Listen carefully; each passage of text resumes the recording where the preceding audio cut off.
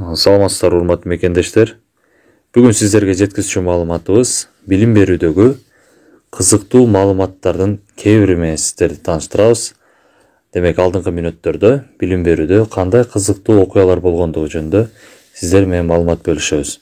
Албетте биздин видеолор жакса, биздин өзүбүздүн дарегибизге же болбосо ушул жерге комментарийге өзүңүздөрдүн кеп кеңештериңиздерди калтырсаңыздар болот жана ушул видеону башка бирөөлөр менен бөлүшкөндү дагы унутпаңыздар. Анда окуябызды баштадык.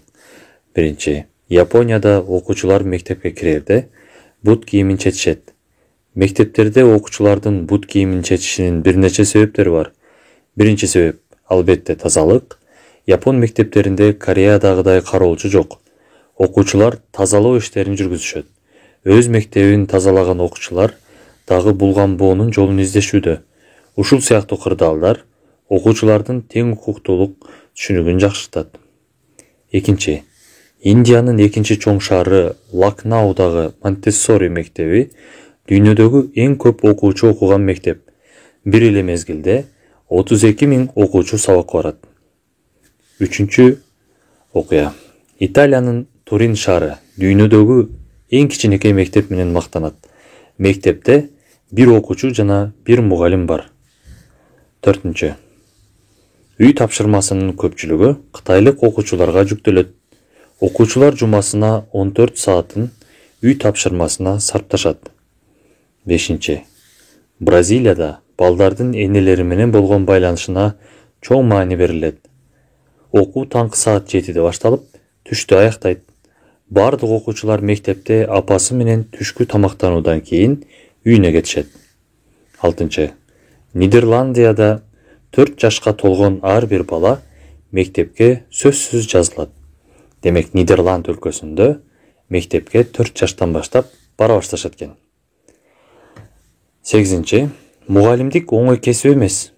Ондогон балдарга чыдамдуу болуш керек. АКШда мугалимдердин 14% биринчи жыл бүтө электе эле жумуштан кетишет. 3 жылдан кийин таштагандардын көрсөткүчү 33%, ал эми 5 жылдан кийин таштагандардын көрсөткүчү 50% түзөт. Ошондуктан биздин мугалимдердин мээнетин, эмгегин баалай билели. Келечек муундарыбызга үмүт арткан чыныгы күч бул биздин мугалимдер. Чоң рахмат сиздерге, ардактуу кесип ээлери. Дагы бир жолу билим берүү тармагында иштеген жалпы мугалимдерге рахмат айтуу менен биргеликте бүгүн дагы биз берүүбүздү ушул мугалимдерге арналган бир окуя жөнүндө баштайлы деп турабыз. Анда алдыңкы мүнөттө биз менен болуңуздар. Айып бекиткен агай жөнүндө бүгүнкү окуябызды сиздерге айтып беребиз. Айып бекиткен агай. Үйлөнүп тойго келген коноктордун бирөөсү 35 жыл мурда башталгыч класста сабак берген мугалимди көрүп калды. Мугалимди көргөн окуучу болгон сый, урмат сый жана сагыныч, уялыңкы мүнөз менен акырын басып келип, "Устатым, мени тааныдыңызбы?" деп үн катты.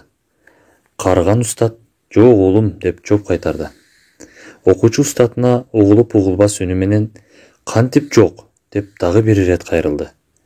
"Мен баягы класста курбусунун кол саатын урдап алган окуучумун.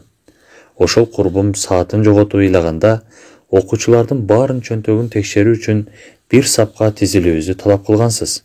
Ошол учурда кыйын абалга туш болуп, мугалимдердин жана окуучулардын алдында айыбымды төгүлөрүн жана адамдык касиетимди түбөлүккө жоготорумду билгенмин. Биздин баарыбызды көзүбүздү жумуп дубалга беттетип тизилип туруубузду буйругансыз. Ошол учурда текшерүү башталып, мага жакындап келип чөнтөгүмдөн саатты суруп алып текшерүүнү улантып, тизмеде турган акыркы окуучуга жеттиңиз. Текшерүү бүткөн соң тизилген окуучуларды ар ким өз ордуна отуруусун талап кылгансыз. Ошондо жүрөгүм солк этти. Абийирим эл алдында айрандай төгүлөт деп. Жоголгон саатты колго кармап туруп, ый тарткан окуучуга кайтарып берип, бирок кимдин чөнтөгүнөн чыкканын жарыя салбадыңыз.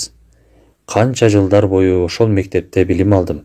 Бирок менин саат урдаганым жөнүндө эч кимге сөз айтып, мени бир да жолу тилдеген эмессиз. Устатым, ошол күндөн тартып эч качан эч кимден кичине нерсе болсо да уурдабаймын деп чечим чыгарганмын. Мени кантип эстеген жоксуз. Мага окшогон окуучуну жана анын окуясын унутуп болбойт да. Мугалим жылмайып окуучунун далына чапкылап мындай деди: Албетте балам, ал окуя эсимде.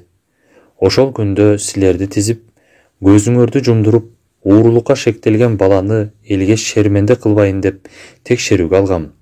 Бирок, уулум, сааттуу урдаган окуучуга менин жүрөгүмдө ага каршы каратак калбас үчүн жана бул ишти сыр кылып сактоо максатында мен дагы көзүмдү жумуп текшерүүгө алгам. Кимде ким мусулмандын айыбын жашырса, Алла Таала кыямат күнү анын айыбын жашырат деген хадис менен бүгүнкү берүүбүздү аяктайбыз. Кийинки берүүлөрдөн жолукканга чейин барыңыздар ден соолукта болуңуздар. Ассаламу алейкум.